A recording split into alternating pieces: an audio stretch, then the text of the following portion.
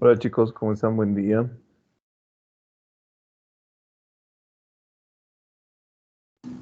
Buen día, doctor. Buenos días, Doc. Iniciamos con nuestra clase entonces, doctores. Bueno, el día de ayer habíamos realizado lo que es el estudio ya de algunas alteraciones, ¿no? Como el denominado síndrome de Claude-Bernard Horner. Recordemos algunas características sobre la actividad que habíamos realizado ayer.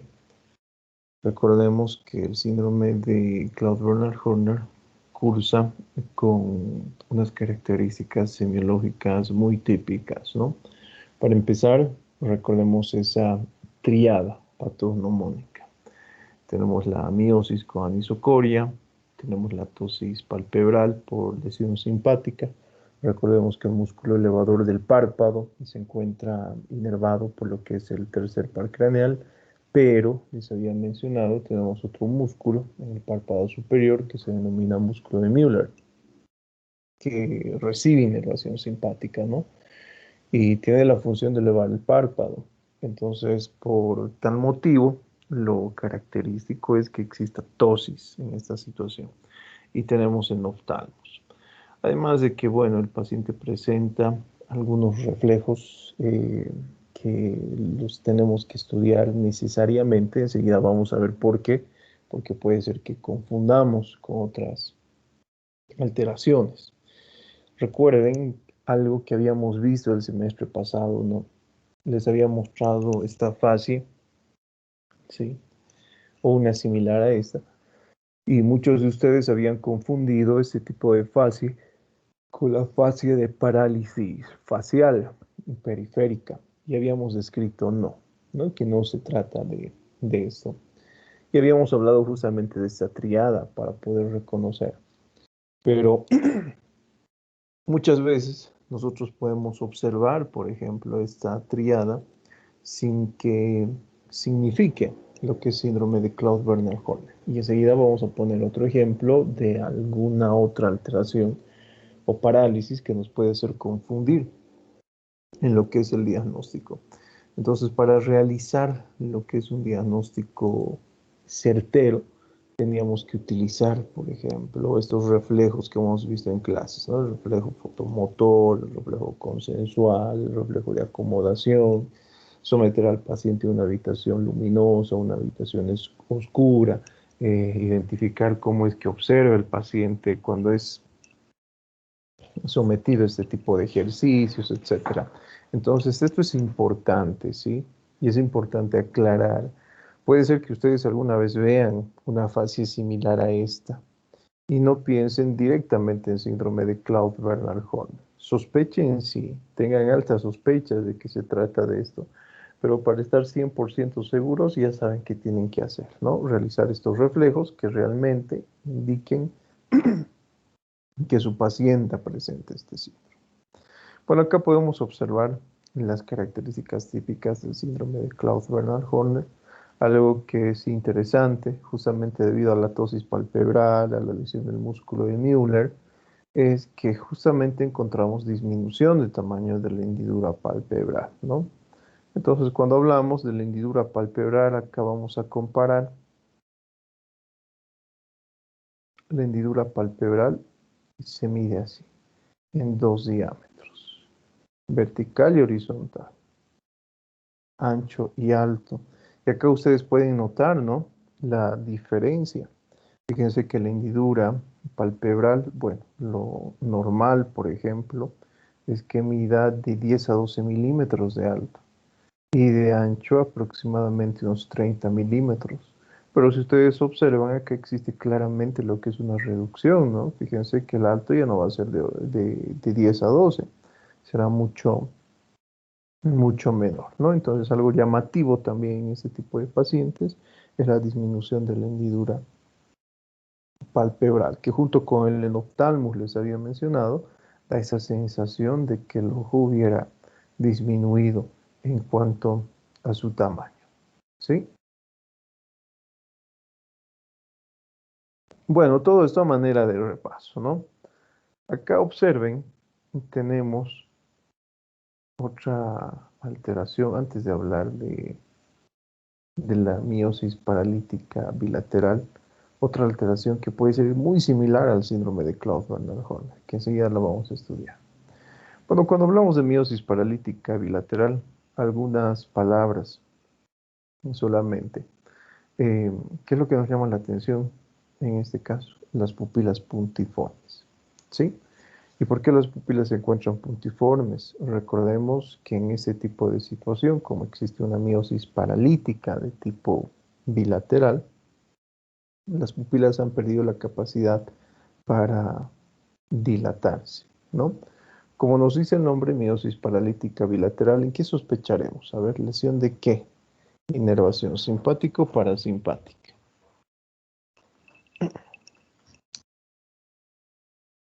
Parasimpática. Lesión simpática, ¿no? Y justamente existe lo que es meiosis debido al predominio de la función parasimpática. En ese caso, la función parasimpática se encuentra conservada, ¿sí? La función simpática se encuentra completamente alterada. Entonces ya llegaría a ser, ¿no? Lo que es un tipo de parálisis total. El paciente ha perdido completamente la capacidad de dilatar las pupilas. Y tenemos algunas manifestaciones clínicas que son muy típicas también, ¿sí? Algo similar a lo que habíamos hablado el día de ayer. Por ejemplo, cuando mi paciente observa o se encuentra expuesto a lo que son zonas muy iluminadas, tendrá una capacidad de observación adecuada, ¿sí? Incluso para observar objetos cercanos, su capacidad de visión también será adecuada. Pero cuando existe lo que es, por ejemplo, una disminución en la cantidad de luz, cuando el paciente es sometido a una habitación oscura, ya existe cierto defecto visual debido a la ausencia de dilatación, ¿no? Y cuando mi paciente trata de enfocar los objetos, por ejemplo, que se encuentran lejanos, de la misma forma el paciente presentará, ¿no? Este tipo de defecto visual. Ahora, nosotros tenemos que saber si este tipo de lesión es paralítica propiamente dicha o si es funcional, ¿sí? ¿Cómo yo diferencio entonces una meiosis bilateral que sea debido a parálisis propiamente o que sea debido a una causa funcional? Lo que se hace simple, se instila en lo que es atropina, una gotita de atropina sobre los globos oculares, ¿sí? ¿Cuál es el efecto de la atropina? La atropina en este caso tiene, por ejemplo, lo que es la capacidad de bloquear la función parasimpática. Entonces, ¿qué creen que sucede en una funcional si yo bloqueo lo que es la acción del parasimpático? Midriasis. La acción del simpático se va a sobreponer. Exacto, ¿no? Lo que dice su compañera, predomina lo que es la acción del simpático. Y en ese caso, ¿cuál sería la respuesta? Lo que su compañero nos ha mencionado. Deberíamos observar midriasis. Eso sucede en una funcional. En una paralítica se instila lo que es atropina sobre el globo ocular, ¿sí? Bloqueamos lo que es el parasimpático, pero como el simpático se encuentra paralizado, entonces no encontramos ningún tipo de respuesta. ¿Se comprende, no, doctor? ¿Eso tenemos alguna duda? No. Todo claro que bueno. ¿Sí? Bueno, continuamos entonces. Observen, esta es la mirada, podríamos decir, típica del paciente que presenta midriasis paralítica unilateral. Ya no estamos hablando de meiosis, estamos hablando de midriasis. Es muy similar al síndrome de Claude-Bernard-Horner. Muy similar. A simple inspección ustedes ven, por ejemplo, este tipo de mirada, este tipo de fascia, se confunde con síndrome de Claude-Bernard-Horner. Entonces, lo que nosotros debemos hacer para no confundir, es realizar justamente estos reflejos de los que habíamos hablado el día de ayer, ¿no? En este caso, como existe midriasis paralítico unilateral, existirá lesión en qué inervación para que exista midriasis. En la parasimpática. En el parasimpático, ¿no? Recuerden que la función del parasimpático es contraer la pupila. En este caso, la pupila se encuentra dilatada. Predomina la acción ¿de quién? De la inervación simpática. ¿Sí? Es un tipo de alteración parasimpática que va a cursar con lo que es midriasis por el predominio de la acción simpática. Enseguida vamos a ver cómo diferenciar con el síndrome de Claude-Bernard Horner. Bueno, fíjense que en este caso existen algunos datos que podrían ayudarnos a diferenciar, ¿no? Una alteración de la otra. Hablemos de la hendidura palpebral, por ejemplo. ¿Sí? Miren que la hendidura palpebral, en este caso, se encuentra conservada en ambos globos oculares. ¿Sí? No existe, podríamos decir, ningún tipo de alteración a nivel de la hendidura palpebral. Hasta allí todo bien. Hasta allí, por ejemplo, será difícil en este caso de confundir, ¿no? con el denominado síndrome de Claude-Bernard Horner. Pero muchas veces, ¿qué es lo que sucede en este tipo de alteración? Muchas veces la midriasis paralítico unilateral puede cursar con lo que es lesión del tercer par craneal. Y ahí es complicado. Porque cuando hablamos, por ejemplo, de este tipo de alteración que se asocia a lo que es la lesión del tercer par craneal, encontramos ptosis palpebral. Recuerden que el músculo elevador del párpado se encuentra inervado por el tercer par craneal. Si es que esta lesión se asocia a lo que es la parálisis de este par craneal, el paciente va a presentar la caída del párpado. ¿Y qué sucederá consecuentemente con la hendidura palpebral? Disminuye. ¿Sí? Entonces, si ustedes se dan cuenta, ese es el problema. Si nosotros observamos, por ejemplo, esto, puede ser que se trate de una lesión simpático-parasimpática. Por teoría, yo voy a pensar más en una lesión simpática, ¿no? Por la ptosis, por la disminución de la hendidura palpebral, por la disocoria que presenta el paciente, etc. Pero podemos confundir con esto. Entonces, lo que nosotros tenemos que hacer en este tipo de situación es realizar los mismos ejercicios que hemos realizado el día de ayer, buscando los reflejos que hemos mencionado para identificar si se trata de lo que es o síndrome de Claude-Bernard Horner, lesión simpática o lesión parasimpática.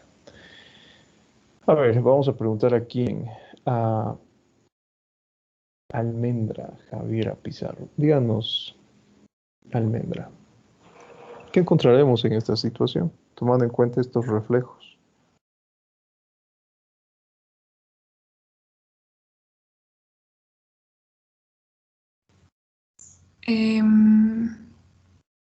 ¿Cómo diferenciaría usted?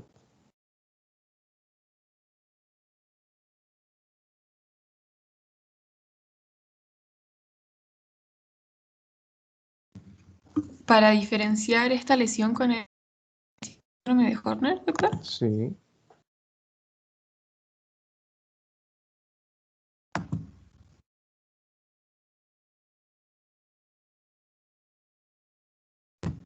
No, doctor, la verdad no sé. ¿Qué nos dice, a ver, Andrea Jaramillo?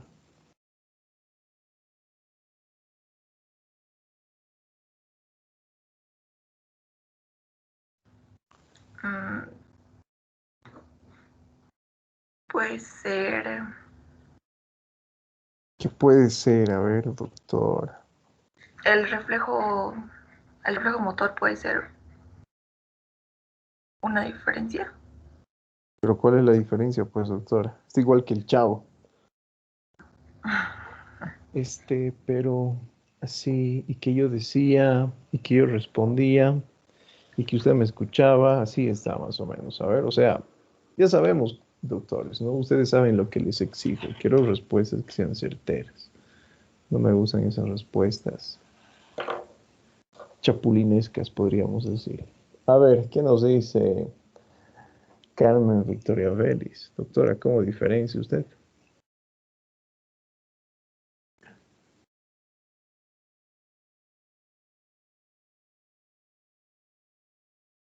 ¿Dónde está Carmen Victoria Vélez? Es de las que se conecta y luego se vuelve a dormir, seguramente, Carmen. No, no está Carmen. Avísenle que tiene falta. A ver, Carolina Flores Navia, adelante.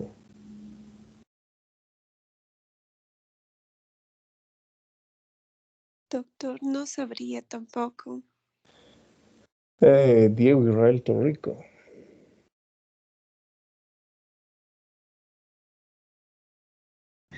No, doctor, no sé, lo siento. Tampoco. ¿En qué clase están, doctores? Tienen que estar atentos. Bueno, eso lo verán entonces, ¿no? Para su examen. Ya que no prestan atención, por lo menos se van a dar la molestia de buscar. Hablemos de lo que es la midriasis paralítica bilateral. Bueno, en este caso también es sencillo, ¿no? Cuando hablamos de midriasis paralítica bilateral, puede ser debido a lesión parasimpática, o puede deberse a lo que es una lesión bilateral del tercer par craneal. Esta podríamos decir que llegaría a ser la causa más usual, pero si bien es usual, es poco frecuente, porque para que exista lo que es lesión bilateral, debería existir, bueno, no, bueno, como les he mencionado, debería existir lesión bilateral propiamente. Y es complicado. Generalmente encontramos este tipo de alteraciones en algunos traumatismos, ¿sí? En algunos traumatismos. De esto, nada más. Acá observemos algunos puntos que son importantes. Hablemos del lipus patológico. Y cuando hablamos del lipus patológico, bueno, son aquellas alteraciones que corresponden al lipus fisiológico, ¿no? Ya hemos visto que es el lipus fisiológico. Habíamos mencionado que la capacidad de la pupila para poder dilatarse, para poder contraerse. Habíamos hecho mención a que esa dilatación o contracción debe ser continua, no debería ser pausada, por ejemplo. Cuando hablamos de algún tipo de alteración dentro de lo que es la contracción pupilar, a ver, vamos a regresar a esta imagen para que ustedes observen. A esa.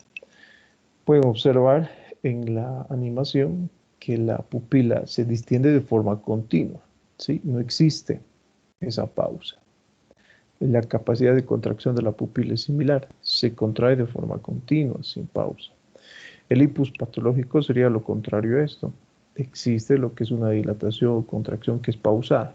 Se dilata poquito y deja de dilatarse. Y otra vez se dilata. Y otra vez pausa. Y otra vez se dilata. Y otra vez pausa. Y otra vez se dilata y otra vez pausa. ¿Sí? Esa es la característica del lipus patológico. Bueno, hablamos de bradicoria, que también es otro término que debemos conocerlo, como dice el nombre, ¿no? Bradi, hacemos referencia a lo que es lento. Entonces, hace referencia justamente a eso. Es una contracción pupilar que es lenta. Y eso podemos observar, como ustedes están viendo en la diapositiva, en las neuritis ópticas, en las ambbliopías, en pacientes diabéticos, en pacientes alcohólicos, en pacientes intoxicados, en las retinopatías, en las corioretinitis, etc. Existe una gran cantidad de situaciones que son capaces de producir esto. Cuando hablamos del reflejo fotomotor ausente, si ustedes han prestado atención, por ejemplo, a esta clase, ¿esto qué sugiere? ¿No? Eso sugiere parálisis del tercer par, como habíamos mencionado en reiteradas ocasiones, atrofia del nervio óptico, como pueden observar, y muchas veces se asocia a lo que es la pérdida del reflejo de acomodación. ¿no? Especialmente cuando existe parálisis del tercer par craneal. Bueno, puede ser debido a una atrofia del nervio óptico que sea unilateral, como estamos observando acá. En este caso se asocia a lo que es la pérdida del reflejo consensual, cuando se estimula el ojo del lado enfermo, es decir, el ojo homolateral del mismo lado de la lesión. Y cuando existe una parálisis total del tercer par craneal, como ustedes pueden observar, se pierde lo que es el reflejo consensual cuando se estimula el ojo sano, es decir, el ojo contrario hacia la lesión, ¿no? Algunas características ya importantes que debemos conocer. Acá tenemos el signo de Argyll-Robertson. Si ustedes se recuerdan, no es la primera vez que mencionamos a este signo. El signo de Argyll-Robertson habíamos mencionado el semestre pasado, por ejemplo, que se caracteriza ¿por qué? Porque existe, en este caso, un reflejo de acomodación intacto, pero lo que se pierde es el reflejo fotomotor. Ese es el signo de Argyll-Robertson. ¿Y era frecuentes en qué pacientes recuerdan? Bueno, acá tenemos una Pacientes lista. con neurosífilis. Pacientes con neurosífilis, ¿sí? Era frecuente en estos pacientes. Además, algo llamativo, por ejemplo, era la decoloración del iris, ¿sí? Bueno, acá observamos, miren, por qué se caracteriza por miosis, abolición del reflejo fotomotor, lesiones redundantes, preservación del reflejo de acomodación, la pupila discórica, esa irregularidad pupilar que hemos estudiado en la anterior clase, y el iris decolorado y atrófico, ¿no? Bueno, observen, sin embargo, que no solamente la única causa es la neurosífilis, es la primera causa, sí, la tenemos acá.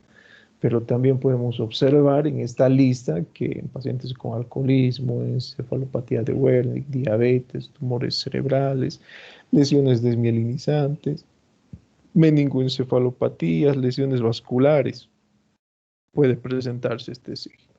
¿Listo? Es algo que ya habíamos mencionado. Tenemos acá, por ejemplo, otro signo, que es el denominado pseudosigno de Argyll-Robertson. ¿Por qué se caracteriza? Observemos acá, es un estado de sincinesia pupilar, eso quiere decir que no existe lo que es un movimiento adecuado de la pupila, y una ausencia de la reacción a la luz, ¿no? Algo llamativo, por ejemplo, es la contracción de la pupila cuando la mirada es llevada hacia arriba o hacia abajo.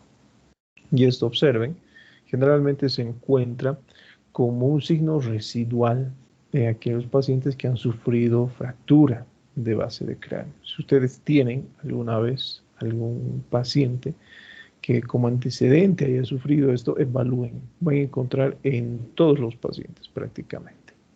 ¿Sí? Es muy frecuente en este tipo de pacientes como signo residual. Y acá tenemos el signo de Argyll-Robertson invertido. En este caso, ¿en qué consiste? Bueno, se invierte, ¿no? Recordemos que el signo de Argyll-Robertson se caracteriza ¿por qué?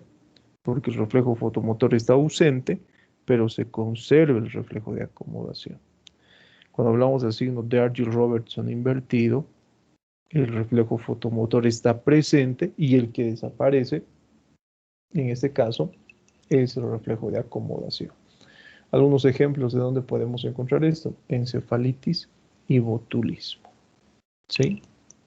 Es rarísimo observar en nuestro medio. Podemos observar un cuadro de encefalitis alguna vez, no es muy frecuente. Cuando hablamos del fenómeno de Flynn, miren, es la contracción de las pupilas en la oscuridad.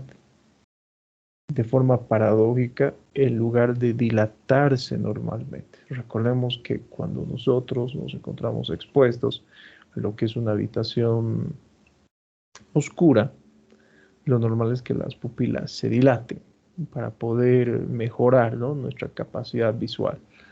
Pero en este caso es todo lo contrario. El paciente ingresa a una habitación oscura y, como ya les había mencionado, no existe contracción pupilar. Obviamente el paciente, algo que va a mencionar, por ejemplo, dentro de la consulta médica, es que cada vez que se encuentra en una habitación oscura ve peor. ¿Sí? Y ya sabemos por qué es. ¿Qué puede indicarme esto? Miren, atrofia óptica, neuritis bilateral, acromatopsia congénita, estrabismo es frecuente en estos pacientes. ¿Listo? Y acá vamos a observar el signo pupilar de Marcus Gann, que es interesante. A ver, ustedes me van a decir qué es lo que podemos encontrar en este video que vamos a ver ahora. Esperamos que cargue unos segunditos, por favor.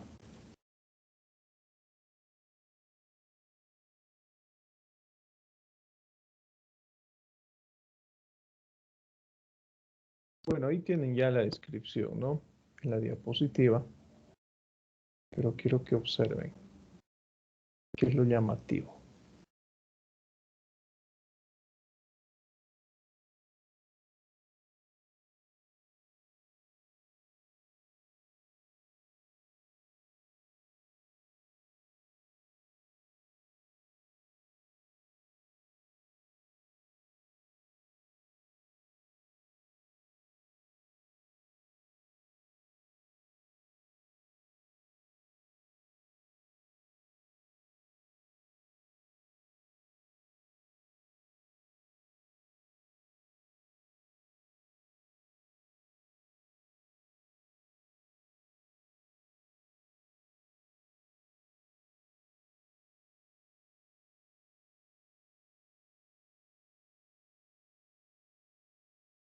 ¿Qué es lo que les llama la atención? Una pupila al acercarse a la luz en vez de contraerse se dilata.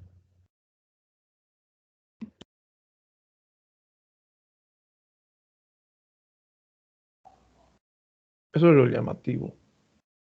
No vamos a confundir con lo que es el fenómeno de Flynn, que llegaría a ser todo lo contrario a esto, ¿no? Contracción de las pupilas en la oscuridad. En cambio, cuando hablamos del signo de Marcus Gann, cuando se estimulan, por ejemplo, lo que es una pupila con un haz de luz, lo que nosotros encontramos, por ejemplo, es en este caso la dilatación pupilar. Es una respuesta totalmente contraria a lo que habíamos estudiado ahora. ¿Sí? ¿Alguna pregunta o duda que te hagan hasta acá antes de hablar de sinergia ocular?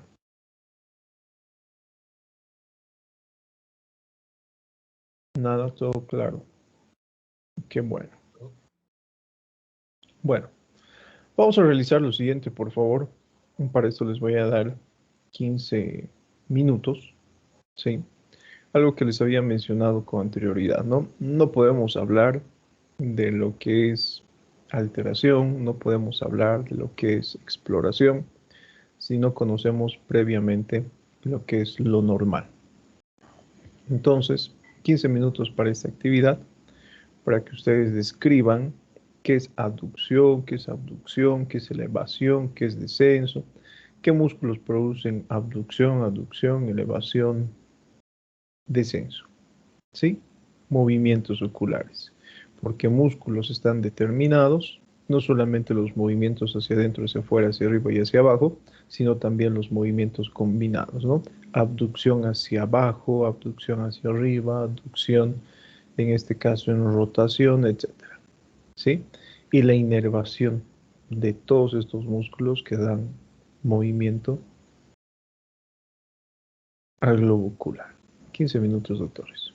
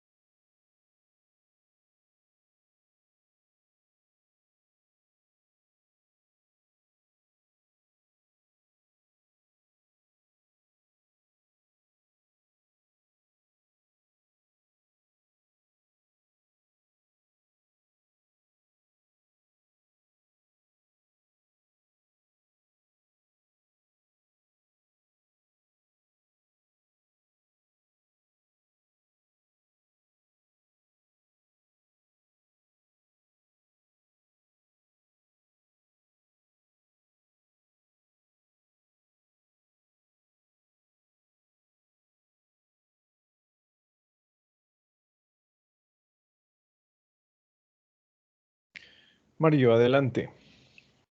A ver, díganos características de los movimientos oculares. Perfecto. Bien, la aducción es el movimiento del globo ocular en el sentido nasal o medial. El recto medial y el recto superior causan esta aducción. El recto superior, además de la aducción, causa un movimiento combinado que es la elevación, la aducción y la rotación medial. A lo que nos referimos con rotación medial es la intorsión, ¿no? Que es una rotación en sentido horario. La abducción es el movimiento del globo ocular en sentido lateral. El recto lateral, el oblicuo inferior y el oblicuo superior producen este movimiento, siendo que el oblicuo inferior abduce, eleva y rota lateralmente o causa la extorsión del globo ocular, que es la rotación en sentido antihorario, y el oblicuo superior abduce, desciende y rota medialmente. La elevación es el movimiento del globo ocular en sentido craneal. El principal músculo que causa esto es el recto superior, que eleva, aduce y rota medialmente, también hace movimiento combinado. Y el oblicuo inferior, en sus movimientos combinados, igual eleva un poco el globo ocular.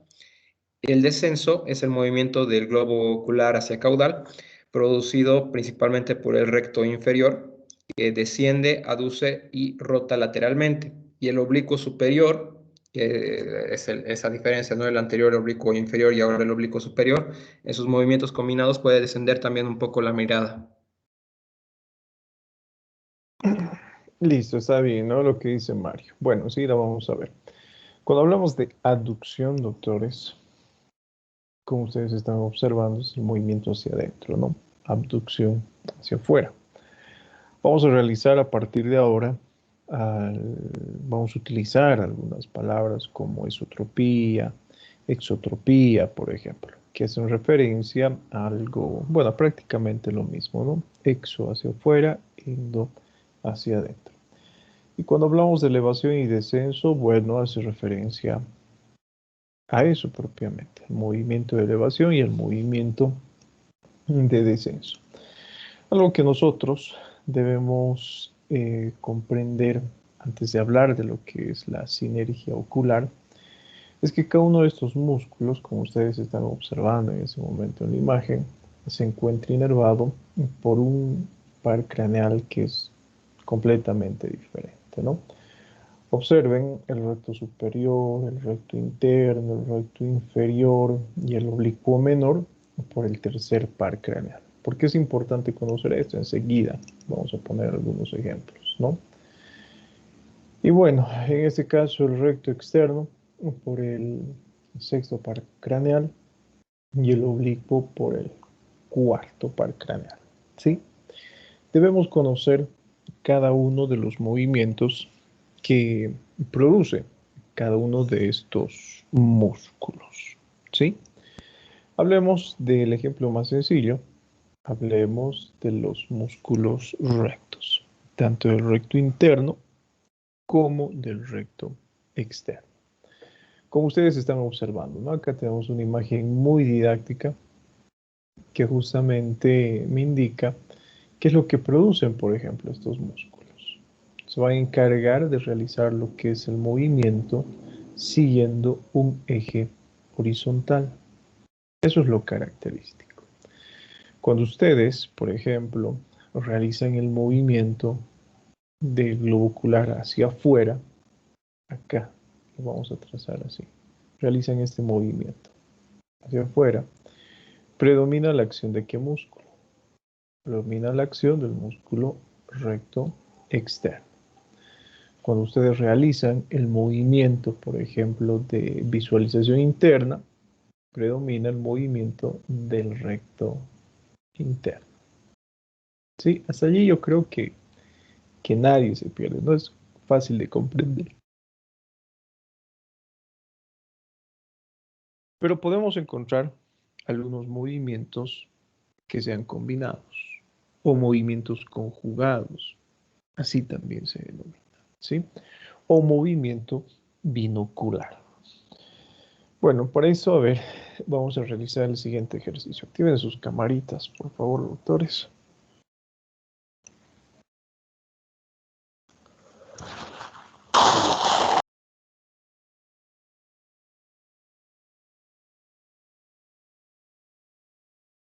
Listo, vamos a realizar el siguiente ejercicio.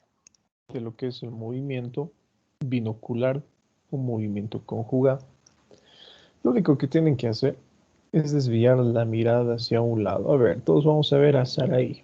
Saraí mire hacia la derecha. ¿Sí? Sin rotar la cabeza, ya sabemos, ¿no? Observen la mirada hacia qué lado se encuentra. Bueno, está cerrando los ojos ahora. No, sí, eso es.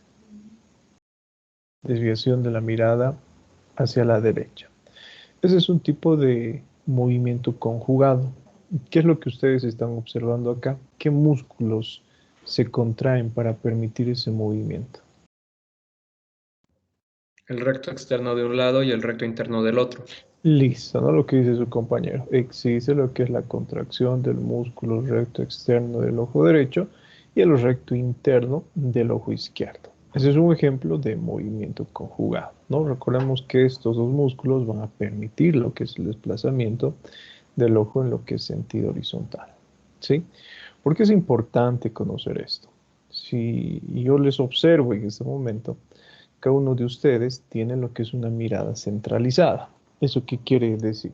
Que los ojos se encuentran así, como estamos observando en la imagen, en una posición central. ¿Listo? Pero supongamos que existe parálisis del tercer par craneal, que ha llegado a comprometer lo que es el músculo recto interno. Entonces, ¿predomina la acción de qué músculo? Del recto externo. El recto Del externo. recto externo. ¿Sí? ¿Por qué es importante conocer esto? Alguna vez, seguramente, cuando eran niños, han debido jugar este juego de tira y afloja, ¿no? De la cuerda.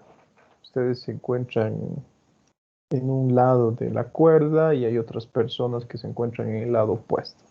Y traccionan esa cuerdita, ¿no? Y tiene un pañuelo en la parte central. Si es que la contracción o si es que ambos grupos tuvieran la misma fuerza, ¿qué es lo que sucede con el pañuelo? Permanece en lo que es una posición central. ¿Listo? Pero ¿qué pasa si uno carece de fuerza o deja de realizar, por ejemplo, este tipo de ejercicio? Entonces, el lado que está ejerciendo tracción es aquel lado que va a traccionar.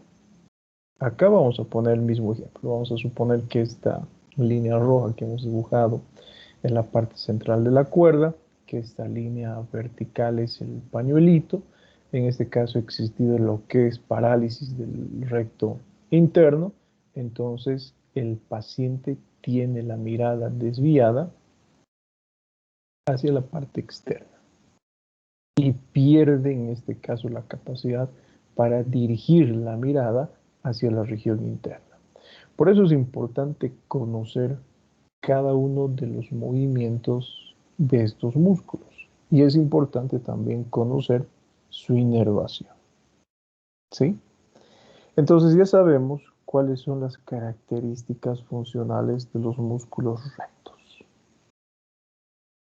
Van a desplazar el ojo en un eje horizontal, les había mencionado. Sí, eso es lo característico, o como nos dice, ¿no? El libro, en su eje vertical.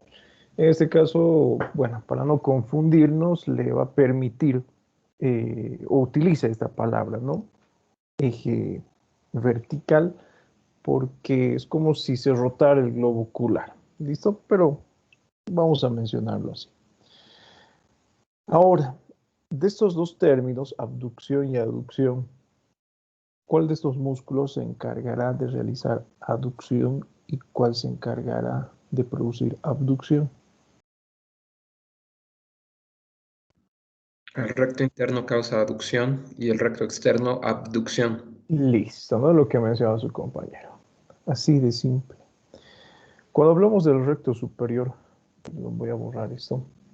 Cuando hablamos del músculo recto superior, observen, ¿no? También las flechitas que se encuentran allí.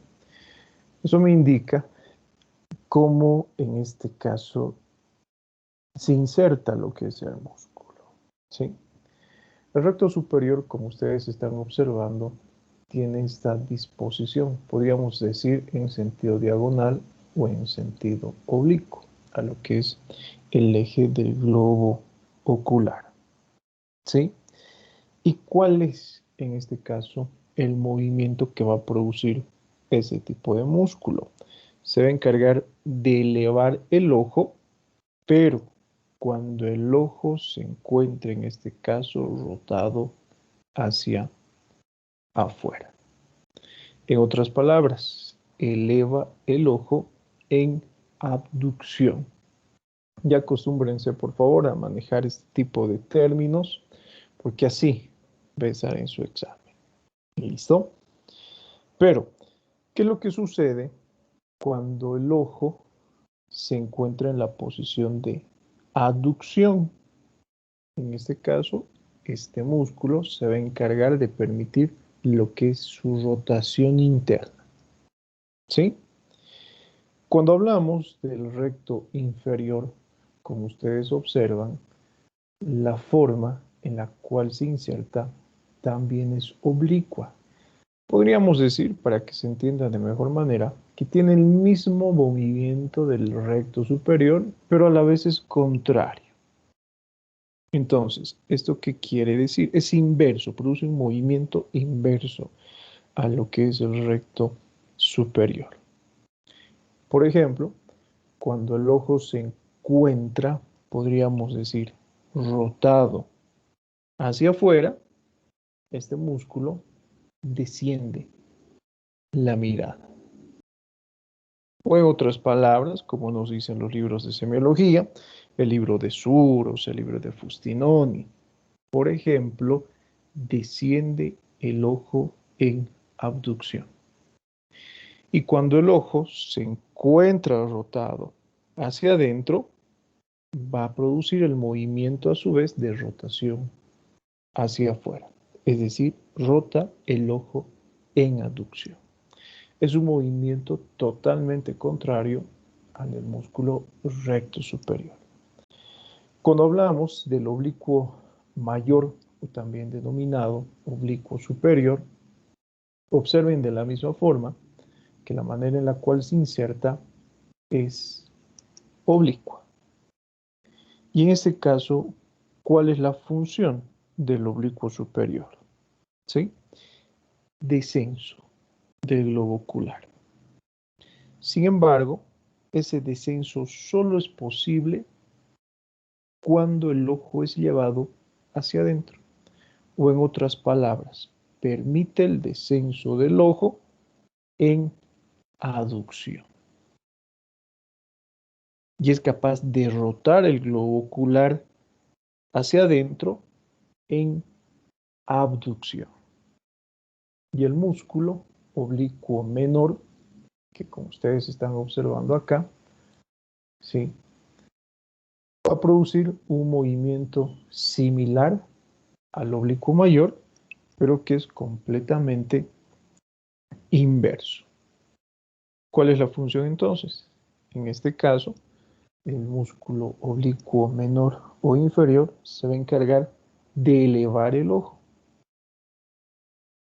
¿Pero cuándo lo va a elevar? Cuando la desviación de la mirada sea hacia adentro. O en otras palabras, la función que cumple es elevar el ojo en aducción. Y va a ser capaz de rotar el ojo hacia afuera, pero en abducción. Esa es la característica de los movimientos de la sinergia ocular. ¿Sí? ¿Por qué es importante conocer esto? Porque esto nos va a ayudar a determinar algunas lesiones que son muy características cuando hablemos de lesión de pares craneales. Bueno, antes de hablar, ¿alguna pregunta que tengan hasta acá? Recordemos que tenemos otro músculo, que es el músculo elevador del párpado, que ya les había mencionado con anterioridad en clases pasadas. ¿Cuál es la función del músculo elevador del párpado? Como nos dice el nombre, ¿no? Elevar el párpado. Así de simple. Entonces, puede ser, por ejemplo, que en algún momento encontremos lo que es la lesión de un par craneal del tercero, por ejemplo, que curse justamente con lo que es dificultad para elevar el párpado.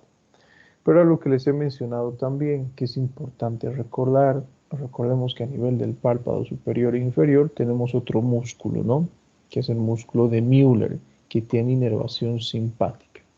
Eso explicaría por qué cuando existe parálisis del tercer par craneal encontramos ptosis palpebral y por qué cuando existe lo que es lesión del simpático encontramos también ptosis palpebral y elevación, ¿no?, del párpado inferior, debido a estos tipos de inervaciones que tenemos a nivel de los músculos en el globo ocular. ¿Sí? ¿Alguna pregunta o alguna duda que tengas acá? Ninguna. Entonces, pregunta. Cuando hablamos del movimiento de aducción, ya sabemos, ¿no? Habíamos puesto el ejemplo. En este caso, el ojo se desvía hacia adentro. ¿Por la acción de qué músculos habíamos mencionado? Por la acción de los músculos rectos internos. Cuando hablamos de lo que es la abducción, el globo ocular es llevado hacia afuera. ¿Por acción de qué músculos? De los rectos externos. Pero cuando hablamos de los movimientos de elevación y descenso, podríamos decir que son movimientos que involucran lo que es una mayor cantidad de músculos. ¿Qué músculos se encargan en este caso de elevar el ojo? El recto superior y el oblicuo menor. Superior y En este superior. caso, a ver, solamente hacia arriba. Recto superior y Oblicuo menor. ¿no? Oblicuo menor. Uy, eso no vamos a confundir, por favor, porque ya alguna vez en algún semestre hubo, por ejemplo, este tipo de confusiones. Oblicuo menor o inferior. El oblicuo menor o inferior produce elevación. El oblicuo mayor o superior produce descenso. ¿Sí? No van a confundir esto. No sé quién ha sido, ¿no?, este anatomista que se ha complicado así la vida. Pero recordemos eso, ¿no? Oblicuo menor o inferior hacia arriba. ¿Sí? Oblicuo superior o mayor hacia abajo. ¿Listo? Entonces el ojo va a ser desviado hacia arriba y ya sabemos por la acción de qué músculos. Recto superior y oblicuo menor. Y hacia arriba y hacia afuera. Recto externo y el recto Vamos superior. a tomar esta imagen.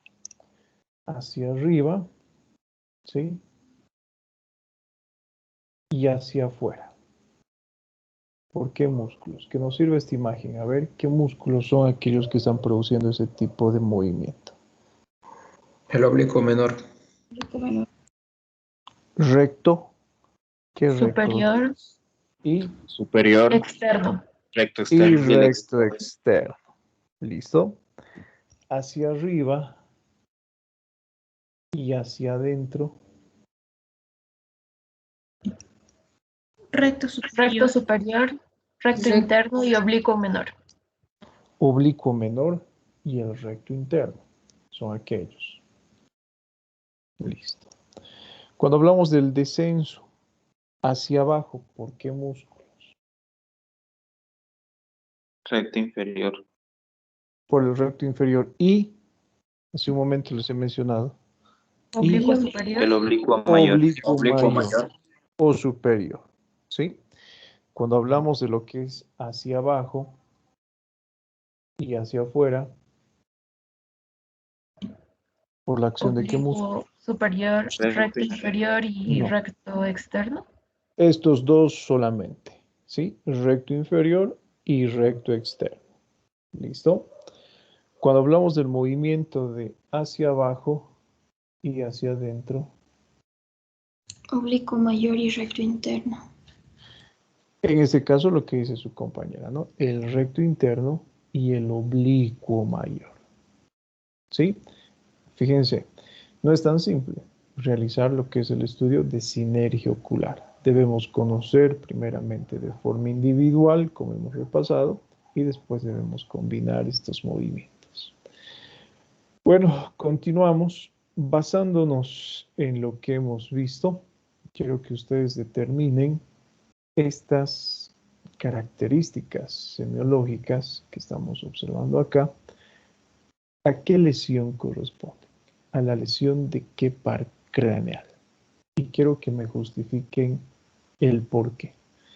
Por ejemplo, acá tenemos, ¿no? Exotropía. ¿Qué es exotropía?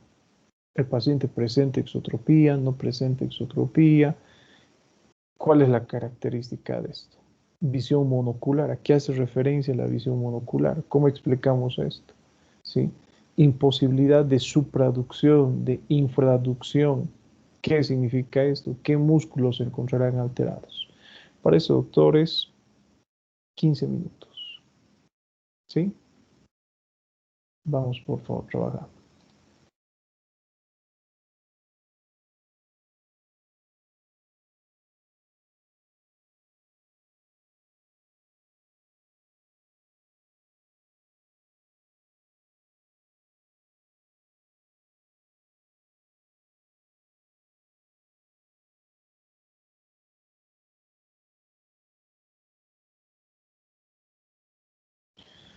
Mientras ustedes van trabajando, doctores, bueno, esto ya correspondería a lo que es justamente la lesión de los pares craneales, ¿no?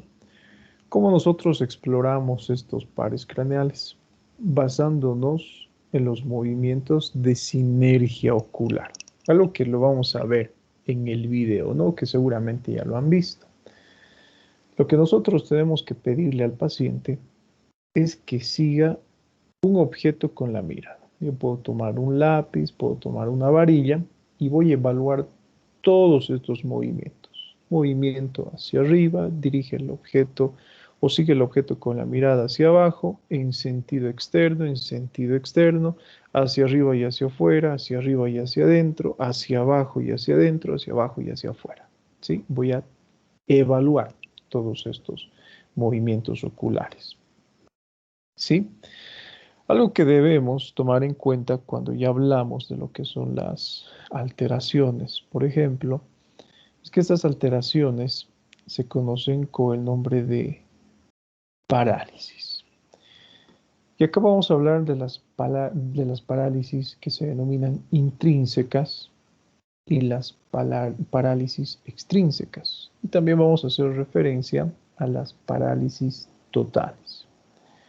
Cuando decimos que el paciente presenta lo que es una parálisis intrínseca, cuando existe alteración de la pupila, cuando esa pupila es incapaz de responder a los estímulos, se encuentra paralítica, así como los ejemplos que hemos puesto de la midriasis paralítica, de la miosis paralítica, decimos que existe parálisis intrínseca. Cuando decimos que existe parálisis extrínseca, decimos que existe parálisis extrínseca cuando existe parálisis de cualquiera de estos músculos que hemos mencionado. ¿Sí? Del recto superior, del inferior, del interno, el externo y los oblicuos. Cuando decimos que es total, cuando existe una conjunción de ambas parálisis, tanto de una intrínseca como una extrínseca. Entonces, ¿qué encontraremos, por ejemplo, en este tipo de situaciones? Encontraremos alteraciones del reflejo pupilar y alteraciones de los movimientos oculares. Esa es una forma, ¿no? Otra forma de clasificar, por ejemplo, a las parálisis es tomando en cuenta su topografía o anatomía. Tenemos las supranucleares, tenemos las infranucleares y tenemos las nucleares. Cuando hablamos, por ejemplo, de las lesiones de tipo nuclear, como dice el nombre, el defecto se encuentra en el núcleo de estos pares craneales. Cuando hablamos de supranucleares, como dice el nombre, el defecto se encuentra por encima de los núcleos. Puede ser en áreas, podríamos decir, mucho más superiores, corticales, por ejemplo. Y cuando hablamos de las infranucleares, como nos dice el nombre, la parálisis es debido a una alteración, pero que se encuentra por debajo de los núcleos. Entonces, vamos realizando, por favor, esta actividad. 10 minutitos más e iniciamos. 12 minutos, por favor, e iniciamos.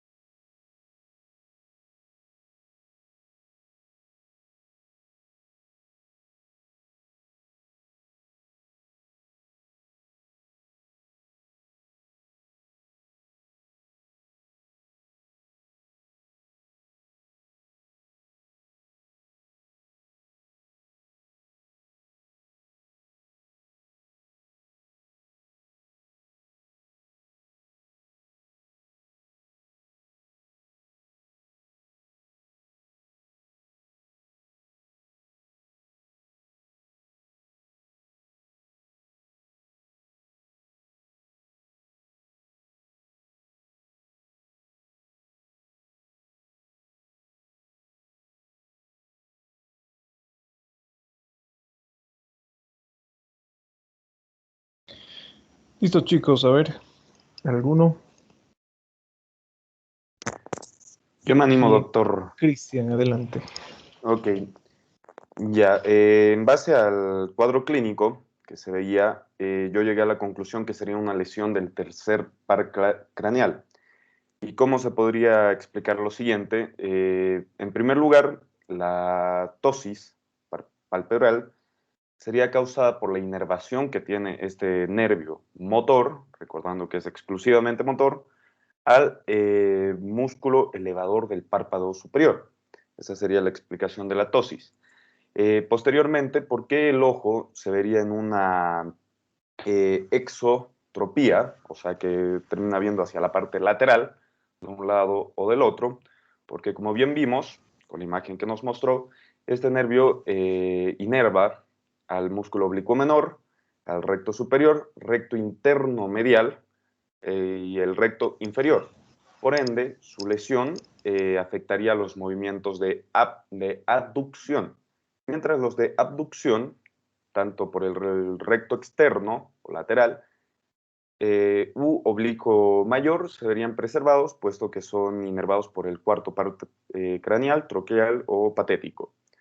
Después, sobre la dilatación y la ausencia de respuesta a la luz, por lo que yo estaba investigando, es variado. Si hubiera un caso de muerte cerebral, como una compresión también que podría ser del nervio a causa de un aneurisma, ahí se podría explicar, digamos, el por qué, pero al ser netamente muscular he visto que no es algo muy regular. Esa sería Bueno, mi explicación. eso pero hay que corregir, ¿no? Justamente Ujú. la pupila dilatada es frecuente de aquellos pacientes que presentan lesión del tercer par craneal. Habíamos hablado, ¿recuerdan los reflejos pupilares? ¿Recuerdan la denominada tríada refleja? ¿Por qué se encontraban dadas estas respuestas? Esa tríada refleja. Era gracias justamente a la inervación del tercer paracraneal. Entonces nos explica por qué encontramos esto, ¿no? ¿Qué más? Ujú. Bueno, por eso le decía, o sea, leyendo lo que encontraba, por lo menos los casos clínicos que encontré decían que se preservaba, pero sí tiene esa explicación, se ve disminuida, sí. Y después dentro de lo que nos había indicado, creo que ese sería mi aporte, la verdad. Listo, está bien, Cristian. Bueno, terminamos entonces. Atentos a la lista, por favor. Esperamos que cargue la lista unos minutitos.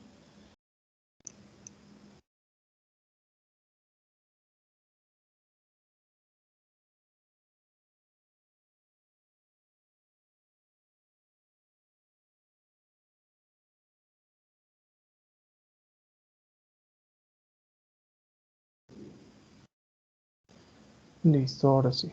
Atentos, por favor. Avan, Presente, doctor. Acebo, Presente, doctor. Argote, Presente, doc. Arnés, Barral, Presente, doctor. Barriga, Presente, Barriga, doctor. Bilbao, Castellanos. Castellanos presente y participe, no sé si se considera. Listo, sí, está bien. Daza, Gracias. Presente, doc. Encinas, Encinas, presente, doctor. Ferreira, Presente, doc. Flores, Presente. Flores Loza, Presente, doctor. Flores Navia, Presente, doctor. Gamboa, Gómez, Gutiérrez, Presente. Gutiérrez, ¿está Gutiérrez Angulo? Gutiérrez, Presente. Gutiérrez Silvestre, José, Presente, doc. Guaita, Presente, doctor. Ibarra, Presente, doctor. Jaramillo, Presente, doctor. Loaiza, López, Luján, Luján presente, doctor. Márquez, Miranda. Miranda presente, doctor. Miranda Francisco. Presente, doctor. Montaño. Muñoz. Muñoz presente, doctor. Lipu presente. Lipu Orellana. Ortuño. Ortuño presente, doc. Arco. Presente, doctor. Pérez. Pérez presente, doctor. Zarro. Presente, doctor. Rivera. Presente, doctor. Riva. Rocabado. Presente, doctor. Sánchez.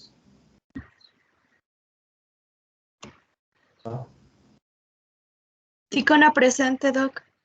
Torrejón. Torrejón presente, doctor. Torrico. Torrico presente, doctor.